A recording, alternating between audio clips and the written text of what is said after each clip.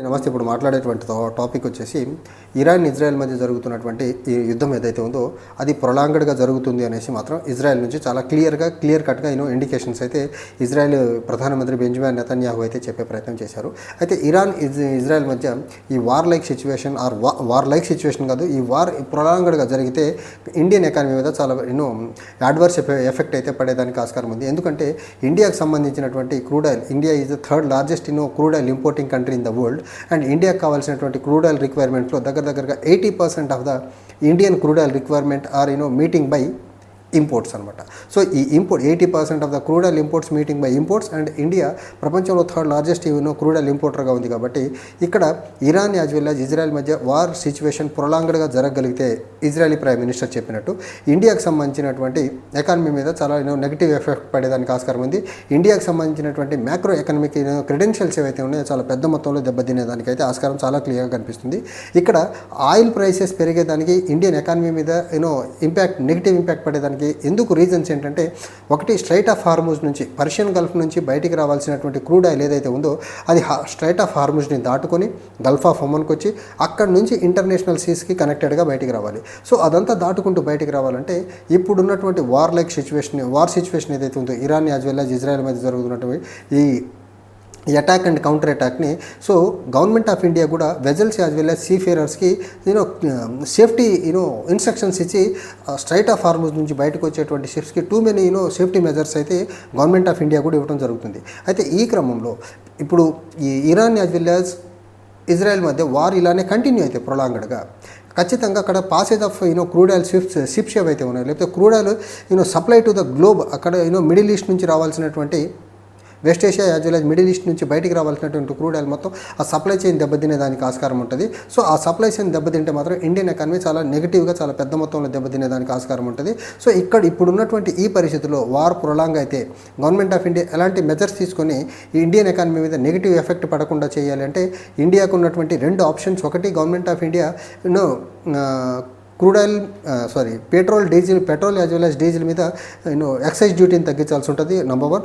Number 2, RBI ఏదైతే ఉందో RBI ఖచ్చితంగా ఆర్బీఐ రెపో రేట్స్ని తగ్గించి పెంచేవి విధానం ఏదైతే ఉందో దాన్ని కొంత రోజులు పాజ్లో పెట్టగలిగితే కొంతలో కొంత ఎకానమీ మీద నెగిటివ్ ఎఫెక్ట్ పడకుండా ఉండేదానికైతే ఆస్కారం అయితే ఉంది. ఇప్పటికే గవర్నమెంట్ ఆఫ్ ఇండియాకి కుంభమేళా ద్వారా దగ్గరగా గవర్నమెంట్ ఆఫ్ ఇండియాకి ట్యాక్సుల రూపంలో వచ్చినటువంటి డబ్బులు ఎంత అంటే ఎకానమీలోకి సర్క్యులేషన్లోకి వచ్చినటువంటి డబ్బు 2.8 lakh crore రూపీస్. అయితే ఈ డబ్బు వచ్చి ఎకానమీ మొమెంటం అందుకుంటున్న టైంలో ఇండియాకు వచ్చి ఒక నెగిటివ్ ఇంపాక్ట్ ఎక్కడి నుంచి పడిందంటే పహల్గామ్ టెర్రర్ అటాక్ తర్వాత, ఆపరేషన్ సింధూర్ తర్వాత కొంత నెగిటివ్ ఇంపాక్ట్ సప్లై చైన్ దెబ్బతినేయడం, కొంత ఎకానమీ డీరైల్ అవడం వల్ల కొంత నెగిటివ్ ఇంపాక్ట్ పడి మళ్ళీ ఎకానమీ మొమెంటం అందుకోవాలి సీజ్ ఫైర్ తర్వాత అనుకుంటున్న టైంలో ఇప్పుడు ఇండియాకి crude oil supply west Asia నుంచి రావాల్సినటువంటి క్రూడ్ ఆయిల్ సప్లై కానీ స్ట్రక్ అవ్వగలిగితే ఖచ్చితంగా ఈ ఇరాన్ ఇజ్రాయెల్ మధ్య జరుగుతున్నటువంటి వార్ ఏదైతే ఉందో ఇది ఇప్పట్లో తగ్గకుండా ఉండగలిగితే మాత్రం ఈ operation Sindoor as well as Pahalgam terror attack జరిగినటువంటి negative effect on Indian economy చాలా పెద్ద మొత్తంలో పడేదానికైతే ఆస్కారం ఉంది. ఎందుకంటే ఇండియాకి రావాల్సినటువంటి క్రూడ్ ఆయిల్ సప్లై ఎంత, majority of the crude oil రావాల్సింది మనకు Middle East as well as West Asian nations నుంచి. కాబట్టి చాలా పెద్ద మొత్తంలో ఎఫెక్ట్ అయ్యేదానికి ఆస్కారం ఉంది. ఇక్కడ మనం చూడాల్సింది oil prices, crude oil prices కానీ క్రూడ్ ఆయిల్ సప్లై తగ్గి క్రూడ్ ఆయిల్ ప్రైసెస్ కానీ పెరగలిగితే డెఫినెట్గా హయ్యర్ ఇన్ఫ్లేషన్ పెరిగేదానికి ఆస్కారం ఉంది. ఇన్ఫ్లేషన్ తర్వాత రూపీ వీకెన్ అయ్యే ఆస్కారం ఉంది. రూపీ వీకెన్ అయ్యి ఇన్ఫ్లేషన్ కానీ హయ్యర్ అయితే డెఫినెట్గా ఇండియన్ ఎకానమీ మీద చాలా నెగిటివ్ ఇంపాక్ట్ చాలా పెద్ద మొత్తంలో పడేదానికి ఆస్కారం ఉంది. ఇప్పటికే just Iran as well as Israel మధ్య జస్ట్ 1 day వార్ జరిగితేనే Indian rupee depreciate $1 almost depreciate అయిపోయింది.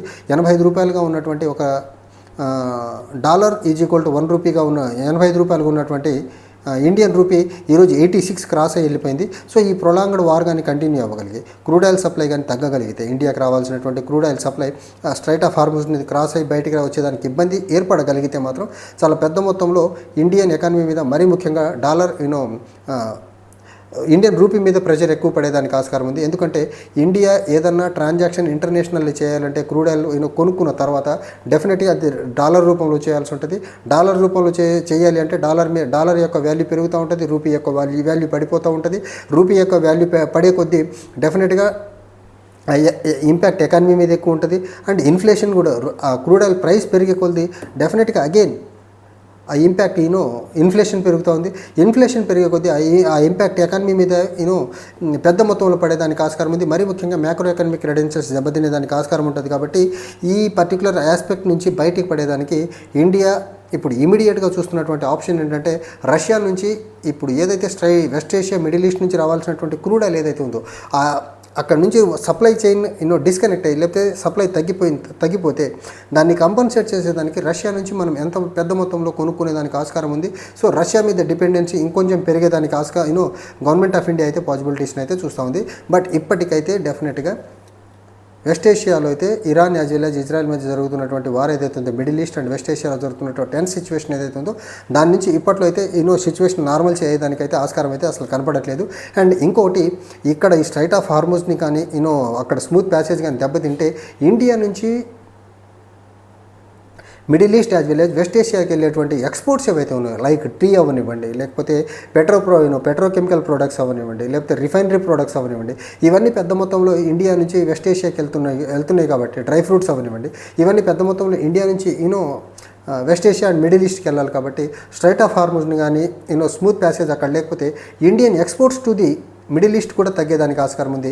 అగైన్ ఆ ఇంపాక్ట్ కూడా ఇండియన్ ఎకానమీ మీద నెగిటివ్ ఆస్పెక్ట్లో నెగిటివ్ మేనర్లో పడేదానికి ఆస్కారం ఉంది.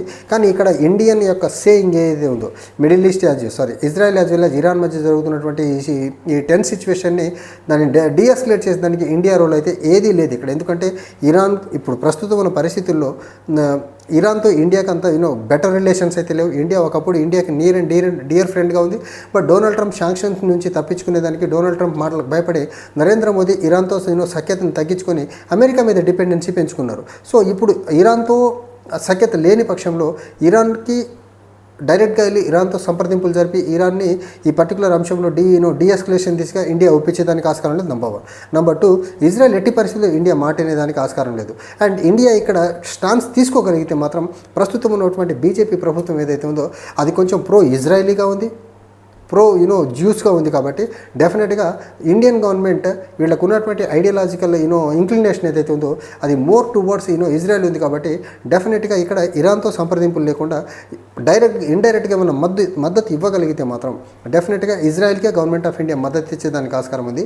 ఇజ్రాయెల్కి మద్దతు ఇచ్చే కొద్దీ వెస్ట్ ఏషియన్ స్ట్రైట్ ఆఫ్ హార్మోజ్ని ఇరాన్ కానీ బ్లాక్ చేయగలిగితే మాత్రం ఇండియాకి మాత్రం ఎనర్జీ క్రైసిస్ అలా ఇమీడియట్గా అరైజ్ అయ్యేదానికి ఆస్కారం ఉంది. బట్ చూడాలి గవర్నమెంట్ ఆఫ్ ఇండియా రష్యా నుంచి పెద్ద మొత్తంలో క్రూడ్ ఆయిల్ ఇంపోర్ట్ చేసుకొని ఎంతవరకు ఈ మిడిల్ ఈస్ట్ నుంచి రావాల్సినటువంటి క్రూడ్ సప్లైని కంపన్సేట్ రష్యా ద్వారా చేయగలుగుతుంది. అండ్ ఇంకొకటి ఇండియా నుంచి వెళ్ళేటువంటి ఎక్స్పోర్ట్స్ ఏవైతే ఉన్నాయో మిడిల్ ఈస్ట్ కంట్రీస్కి వెస్ట్ ఏషియాకి దాన్ని థర్డ్ ఆల్టర్నేట్ రూట్ ఏమన్నా చూజ్ చేసుకొని వాటి ద్వారా థర్డ్ కంట్రీస్ ద్వారా ఏమైనా మిడిల్ ఈస్ట్కి ఏమైనా ఎక్స్పోర్ట్ చేసి ఇండియన్ ఎకానమీ మీద పడేటువంటి నెగిటివ్ ఎఫెక్ట్ని ఏమైనా తగ్గించగలుగుతుందా లేదా అనేది చూడాలి. బట్ ఏదైనా ఒకటి మాత్రం చాలా చాలా క్లియర్, ప్రపంచంలో ఏ కార్నర్లో యుద్ధాలు జరిగినా ఏ రెండు దేశాల మధ్య టెన్స్ సిచ్యువేషన్ అరైజ్ అయినా దాన్ని డైరెక్ట్ ఇంపాక్ట్ ఇండియన్ ఎకానమీ మీద పడుతుంది. ఎందుకంటే ఇండియన్ ఎకానమీ ఒకటి ఎనర్జీ డిపెండెంట్, అది కూడా 80% of the crude oil importing కంట్రీగా ఉంది. కాబట్టి ఇండియా అంటే ప్రపంచంలో థర్డ్ లార్జెస్ట్ క్రూడ్ ఆయిల్ ఇంపోర్టర్గా ఉంది. కాబట్టి ఆ వేలో ఫస్ట్ ఇంపాక్ట్ పడుతుంది.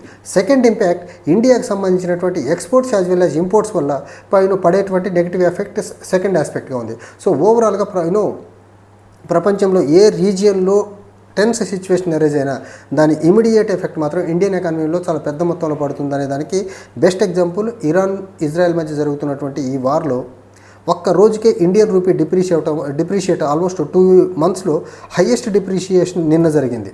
సో ఈ వార్ కానీ కంటిన్యూ ఇలా అవ్వగలిగితే రూపీ యొక్క డిప్రిషియేషన్ ఇంకా కంటిన్యూ ఫర్దర్గా డౌన్ అవుతుంది.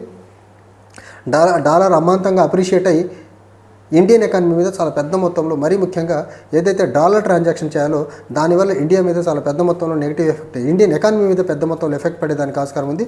దీన్ని గవర్నమెంట్ ఆఫ్ ఇండియా మరీ ముఖ్యంగా ministry of finance and RBI ఎలాంటి మెజర్స్ తీసుకొని ఈ పర్టికులర్ ఎనర్జీ క్రైసిస్ నుంచి బయటకు వచ్చేదానికి ప్లాన్ చేస్తారో చూడాలి. Thank you.